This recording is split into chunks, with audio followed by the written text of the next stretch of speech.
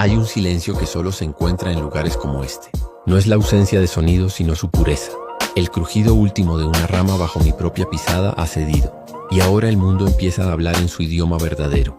Aquí, en este vivac entre las faldas de las montañas, el abrazo del bosque y el espejo de las lagunas, la soledad no pesa.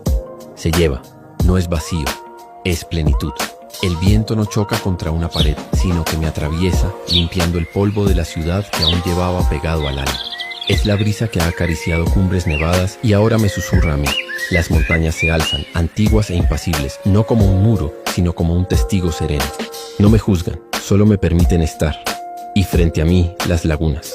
Son el ojo quieto de este paisaje. En su superficie oscura, el cielo y las montañas se duplican, creando un mundo al revés, tan real y profundo como este.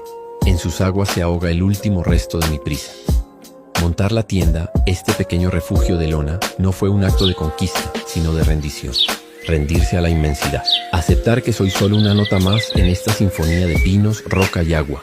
El fuego crepita, una constelación efímera y terrenal que se eleva para unirse a las de arriba. ¿Y qué constelaciones? Sin una sola luz humana que las opaque. El cielo no es un techo, es un abismo de diamantes. Un recordatorio de mi pequeño lugar en todo esto. Es donde me encuentro entero, donde el ruido interno se apaga y solo queda el latido del mundo. Aquí, solo, entre bosques, montañas y lagunas, no echo de menos una voz humana. Porque en este silencio, por primera vez en mucho tiempo, puedo escuchar la mía propia.